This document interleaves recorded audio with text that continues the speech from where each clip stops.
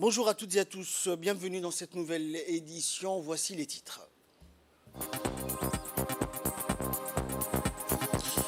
La tenue d'un atelier sur la transformation numérique organisé par l'ANPH et l'agence l'ANSSI.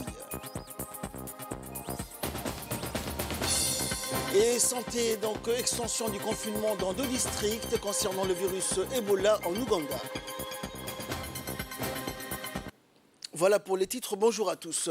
Transmis le 14 novembre dernier par la conférence des présidents à l'Assemblée nationale, le projet de loi numéro 171 portant ratification de l'accord de financement concessionnel pour le projet de réduction des risques d'inclusion et de valorisation des économies pastorales dans la Corne de l'Afrique a été examiné aujourd'hui par la Commission des Affaires étrangères.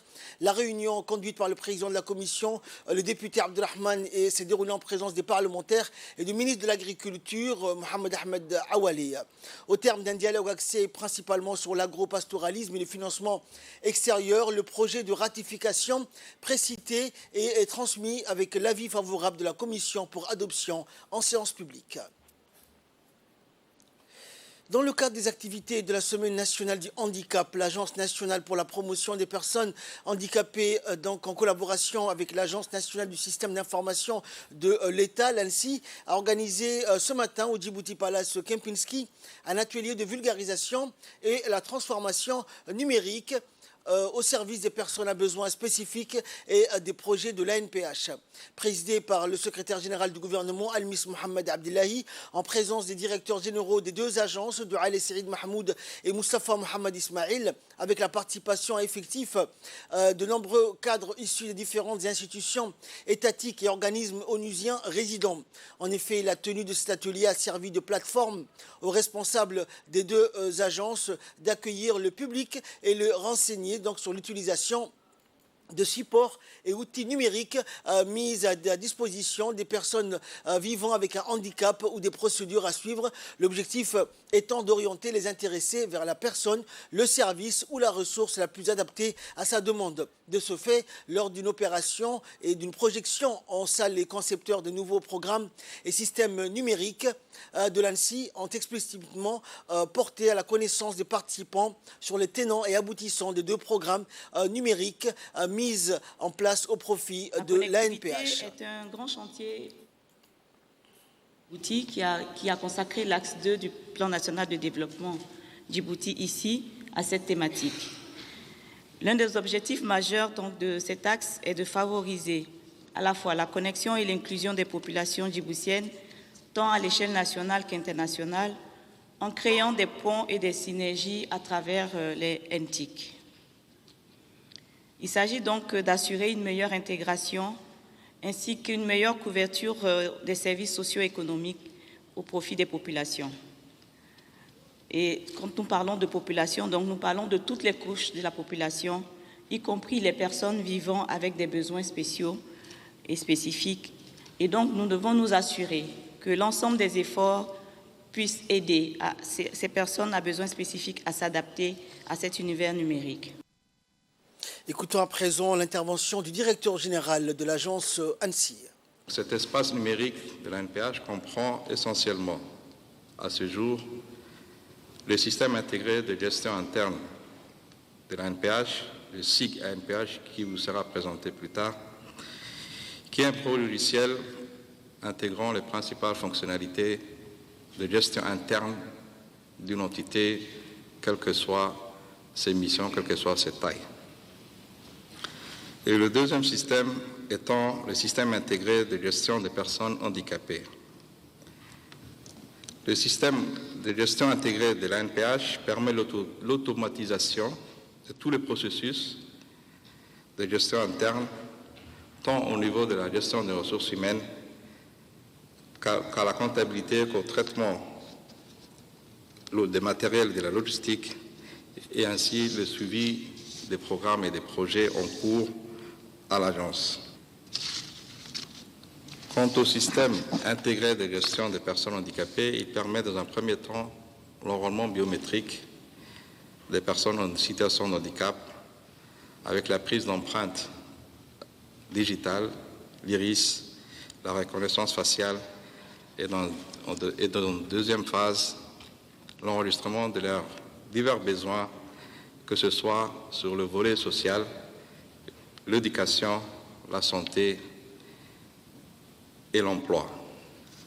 Le système intégré de gestion des personnes handicapées permet de manière non exhaustive l'informatisation, l'enregistrement, le traitement et le suivi des dossiers des personnes handicapées. La mise en œuvre d'une plateforme collaborative permettant la modification, la consultation, la variation et transmission des dossiers intra-agences. L'importation des données existantes des personnes handicapées et autres partenaires de l'ANPH.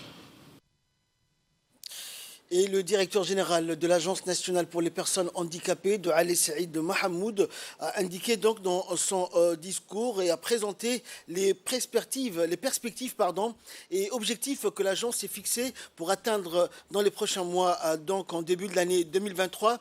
Il s'agit, a-t-il annoncé, des programmes et projets axés sur la continuité de la transformation numérique des activités de l'ANPH. Et le directeur a indiqué donc qu'il s'agissait de systèmes d'intégrés de gestion des personnes handicapées, le fameux SIG-PH, lequel a permis de centraliser les bases de données biométriques des personnes handicapées, et le SIG-ANPH, le système intégré de gestion de l'ANPH, qui a également permis d'informatiser le fonctionnement interne de l'agence. Le directeur général a fait bonne annonce de la mise en œuvre imminente d'une application mobile permettant l'inscription gratuite de toute personne handicapée dans les services et institutions étatiques. Écoutons à présent également le discours du secrétaire général du gouvernement, Al-Miss Mohamed Abdillahi. D'abord, c'est un immense plaisir pour moi d'être présent parmi vous, car je sais l'investissement de l'ANPH et je sais l'investissement de l'ANSSI dans la concrétisation de ce projet pour les personnes à besoins spéciaux. L'inclusion du numérique pour les personnes à besoins spéciaux est essentielle à plus d'un titre. Elle est essentielle parce que la transition numérique redéfinit le monde que nous connaissons. Elle a aboli l'espace et le temps, et jamais une révolution n'aura, en un laps de temps aussi court, transformé nos existences. Mesdames et messieurs, l'accessibilité est au cœur de notre action depuis ces dernières années. Et nous avons pris les dispositions afin de faciliter l'accès pour les personnes vulnérables aux services sociaux et aux services de base. Beaucoup a été fait et beaucoup reste encore à réaliser.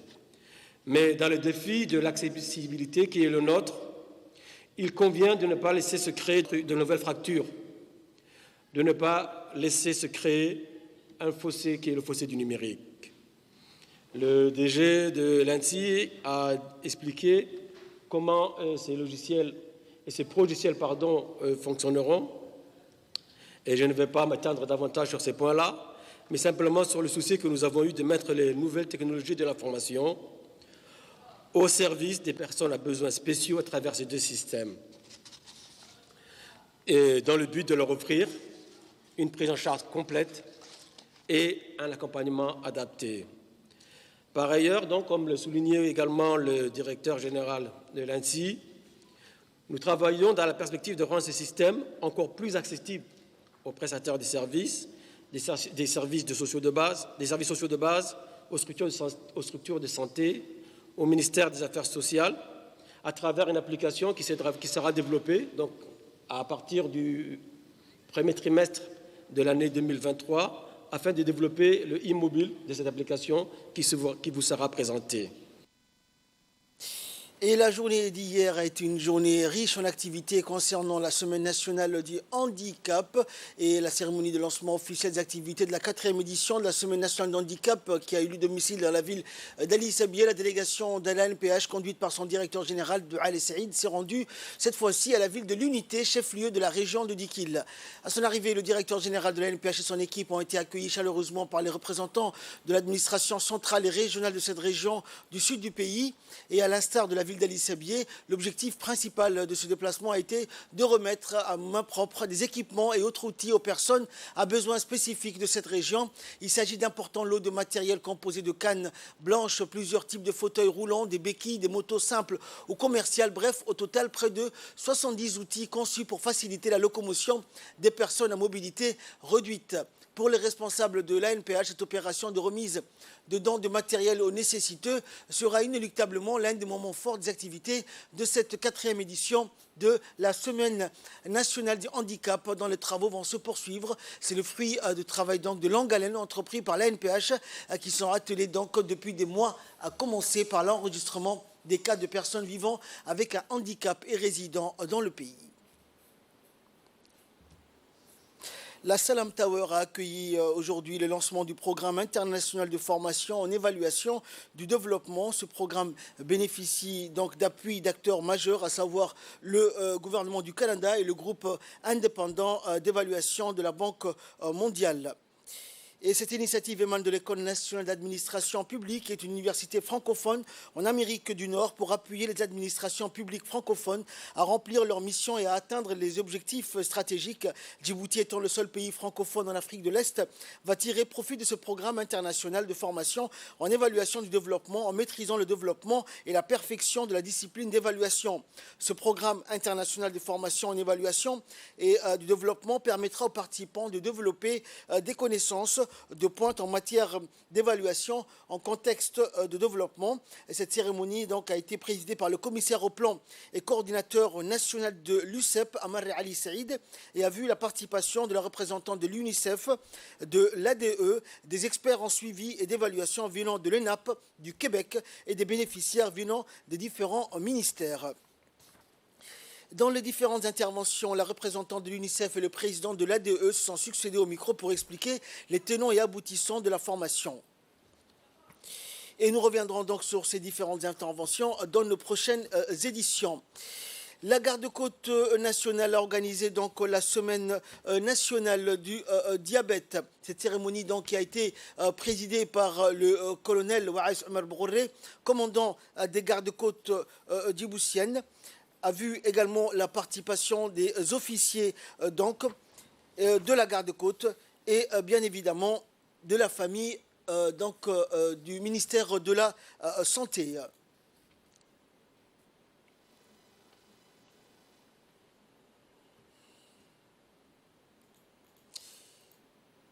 Et cette cérémonie donc, qui a eu lieu au centre du jeune diabétique de Djibouti a été présidée par le docteur Saleh Benoïta, secrétaire général du ministère de la Santé. Et en pris part à cet événement, beaucoup de familles et enfants diabétiques ainsi que le personnel du ministère de la Santé. Le colonel Waïs Omar Bourré, le docteur Saleh Benoïta ont été accueillis par le docteur Abdurrahman Moumin, coordinateur de ce centre, et le chef de centre, et ainsi que par le docteur Yassine Omar de la garde-côte djiboutienne.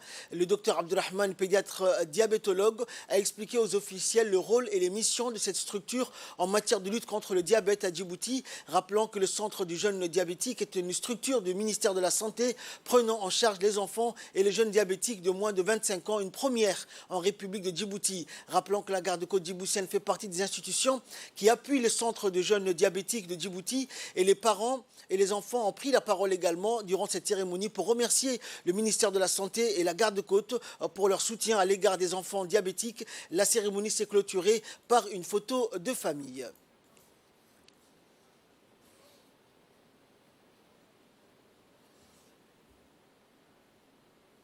Écoutons pour plus de précision l'intervention du secrétaire général du ministère de la Santé. Aujourd'hui aussi pour vous encourager à venir dans ce centre-là. Et c'est une façon aussi de vulgariser le centre pour que toute la population soit au courant de la création de ce centre. À cette occasion, je voudrais remercier le colonel Waïs qui a beaucoup contribué au développement de ce centre et, en matière de personnel et de soutien matériel. Ceci dans le cadre de l'amélioration en général de la santé de la population promue par le gouvernement et le président de la République. Et comme vous savez, l'éducation des enfants, c'est l'avenir du pays.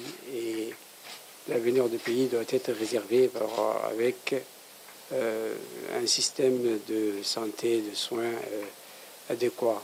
Et ce centre contribue beaucoup. Aujourd'hui, surtout, il travaille pour la population de Djibouti, les alentours. Mais l'extension est prévue et ça va être rapide au niveau de toutes les régions. Et ce centre va devenir un centre national de prise en charge des jeunes diabétiques jusqu'à 25 ans. C'est un très grand progrès parce que jusqu'à maintenant, on n'avait pas un endroit où s'adresser ou adresser les enfants. De façon prioritaire, ils étaient fondus dans les autres populations et cela a impacté beaucoup la prise en charge de ces enfants. Donc je vous encourage à venir à ce centre régulièrement, à la famille, de suivre l'éducation des enfants et également de prendre vraiment toutes les mesures hygiéniques et nutritionnelles pour que, en plus de traitement, pour qu'ils suivent le régime diabétique. Direction Tadjoura à présent, où dans le cadre de la Journée mondiale de l'enfant, la responsable du ministère, en collaboration avec les responsables du CMH de Tadjoura, ainsi que le préfet adjoint Habib Gilani et les différents acteurs locaux de la Ville Blanche ont procédé à la distribution de kits en marge de la Journée internationale de l'enfant. Ces matériaux, donc ces kits composés de 60 kits, dont 30 sacs ainsi que 30 donc, ont été distribués pour les personnes ou les familles des enfants hospitalisés, ainsi que pour les nouveau-nés dans l'enceinte de la pédiatrie du centre médico-hospitalier de Tadjoura.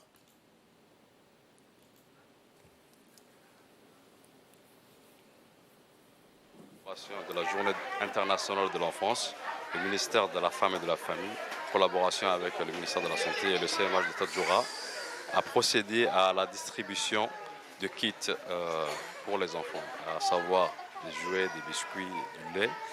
Et étant donné que le thème de cette année, c'est l'inclusion de tous les enfants, je pense que c'est une étape très importante et un geste très symbolique. Sport à présent, l'Assemblée générale élective de la Fédération djiboutienne de handball a eu lieu au stade Goulet en présence des membres de la famille du handball et des hautes personnalités, dont notamment Saïd Ismail, le premier vice-président du comité national olympique et président de la Fédération djiboutienne d'athlétisme et représentant du comité olympique, et Moustapha Saïd Farah, représentant du secrétariat d'État, ainsi que le président de la commune de Razdika. Le scrutin électoral a été supervisé par le huissier de justice, Maître Iftine, après avoir approuvé le bilan du président sortant et le rapport des activités de la saison. Il a été procédé à l'élection. Seul en lice, Ahmed Mohamed Taher, qui a été reconduit à la tête de la Fédération djiboutienne de handball pour un nouveau mandat de 4 ans. Sur 18 votants, 3 étaient absents et ainsi 15 dirigeants des clubs ont voté donc pour le président sortant. Il obtient 14 voix contre une seule nulle. Ainsi, il a été plébiscité par les membres de la famille du handball qui nous renouvelle sa confiance. Ce dernier, Ahmed Mohamed Taher, entame ainsi un nouveau mandat de 4 ans à la tête de la Fédération djiboutienne de handball. Sport toujours, donc l'Angleterre est le seul vainqueur de la première édition du tournoi de vétérans dénommé Mondialito, organisé par les associations sportives vétérans en partenariat avec le secrétariat d'État au sport. Le tournoi se déroulait depuis 2 jours au complexe Roi Fahad, au grand bonheur des anciennes gloires du football djiboutien qui se retrouvaient pour replonger ensemble dans les beaux souvenirs. Et après un match serré, c'est finalement au terme de la séance fatidique des tirs au but que l'Angleterre prendra de faux son farouche adversaire. Les hommes en blanc sont ainsi logiquement récompensés. En gros, cette finale a été riche en gestes techniques et surtout en émotions. Présent à cette apothéose qui s'est déroulée dans la ferveur, le secrétaire d'État au sport, Hassan Mohamed Kamil, lui qui a également marqué donc son époque en tant que joueur, d'abord puis coach à la sélection nationale, a été plus qu'ému. Une cérémonie de récompense s'est tenue juste après le coup de sifflet final pour honorer tous les acteurs engagés dans ce tournoi qui s'est clôturé en beauté.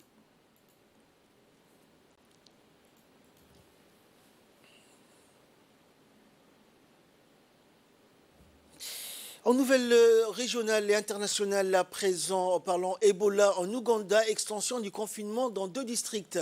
Le président ougandais Yoweri Museveni a imposé donc hier une nouvelle extension de 21 jours du confinement dans 2 districts situés à l'épicentre d'une épidémie d'Ebola qui a fait 55 morts, tout en soulignant que sa propagation était en voie d'enrayement. Depuis que l'épidémie a été déclarée le 20 septembre dernier, Ebola s'est propagé et a atteint la capitale Kampala, bien que les autorités sanitaires aient annoncé cette semaine une baisse du nombre de cas. Les 2 districts centraux au cœur de l'épidémie, Mubende et Kassanda, ont été placés sous confinement pendant 21 jours le 15 octobre. La mesure couvre-feu nocturne, interdiction de déplacement personnel ou fermeture des marchés, bars et églises a été renouvelée le 5 novembre. L'épidémie, rappelons-le, a fait 55 morts pour 141 cas selon le ministère ougandais de la Santé. Et enfin, en Italie, un glissement de terrain meurtrier a frappé l'île d'Ischia après des fortes pluies.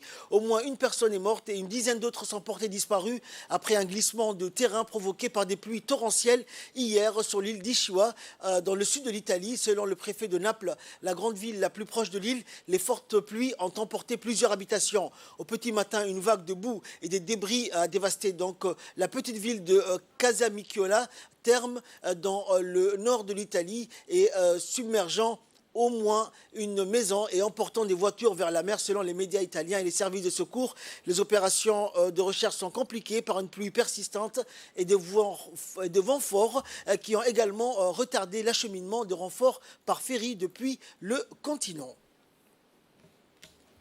Fin de ce journal, merci de l'avoir suivi. Excellent après-midi sur Télé Djibouti.